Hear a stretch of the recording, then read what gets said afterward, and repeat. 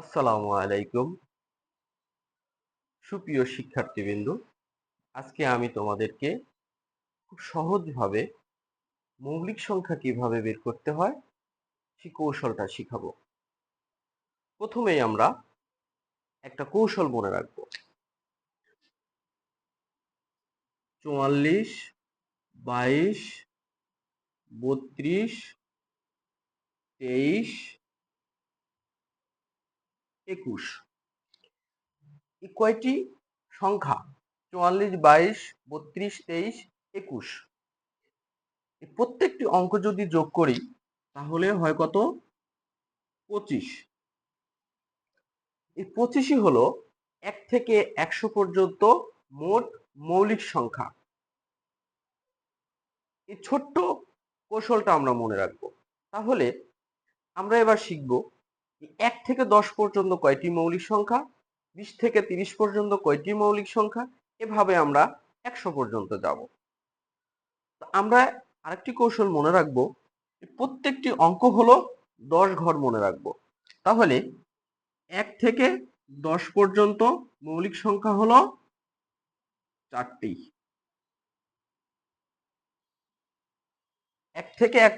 1 থেকে 10 পর্যন্ত মৌলিক সংখ্যা 4টি। 20 থেকে 30 পর্যন্ত মৌলিক সংখ্যা হলো 4টি।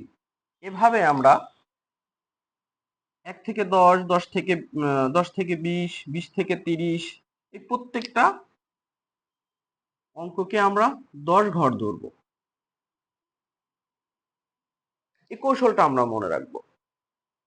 আরেকটি কৌশল হলো যে আমরা প্রথমেই 1 থেকে 10 পর্যন্ত অঙ্কগুলো লিখে নেই।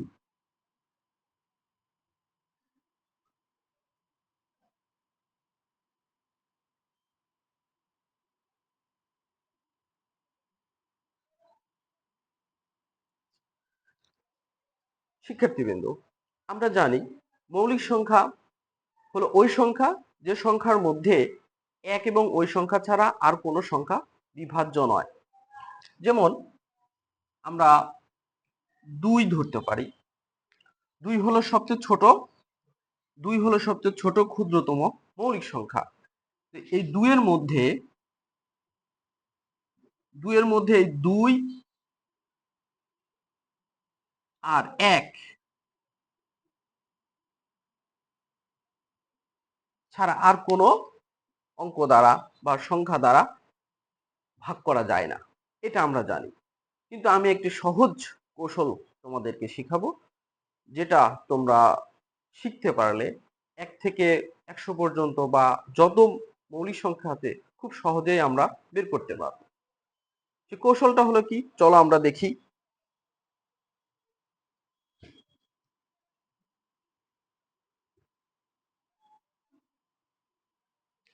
প্রথমেই আমরা অঙ্কগুলো লিখে নেই।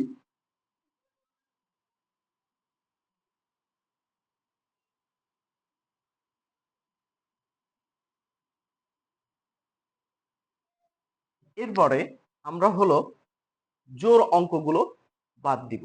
জোড় অঙ্ক বা সংখ্যাগুলো আমরা কি করব? বাদ দিয়ে দিব। জোড় আছে কোথায়?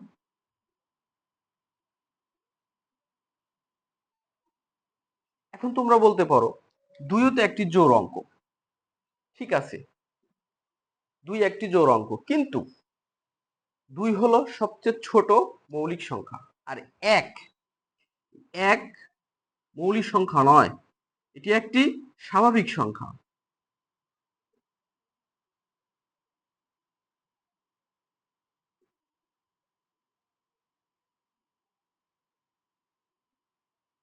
স্বাভাবিক সংখ্যা।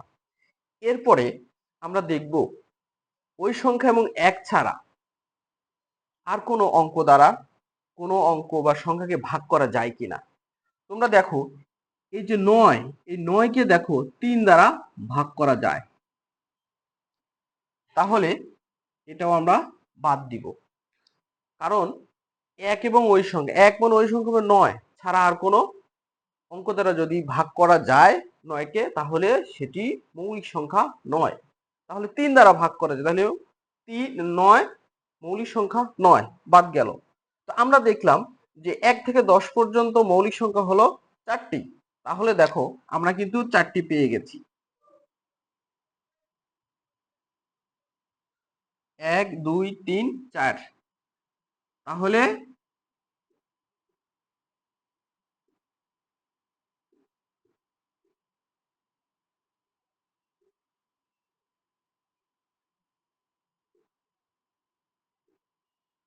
মৌলিক সংখ্যা 2 3 5 7 এই 4টি অঙ্ক হলো 1 থেকে 10 পর্যন্ত মৌলিক সংখ্যা। শিক্ষার্থীবৃন্দ, তোমরা কি বুঝতে পারছো? এভাবে আমরা মৌলিক সংখ্যা খুব সহজেই বের করতে পারবো। ধন্যবাদ সবাইকে। পরবর্তীতে আরো নতুন কোনো কৌশল শেখানোর জন্য আমি হাজির হয়ে যাব। আমার কৌশলটি ভালো লাগলে তোমরা আমার চ্যানেলটি লাইক দিয়ে রাখো। পরবর্তীতে নতুন কোনো কৌশল তোমাদের সামনে খুব সহজেই পৌঁছে যাবে। ধন্যবাদ। আসসালামু আলাইকুম।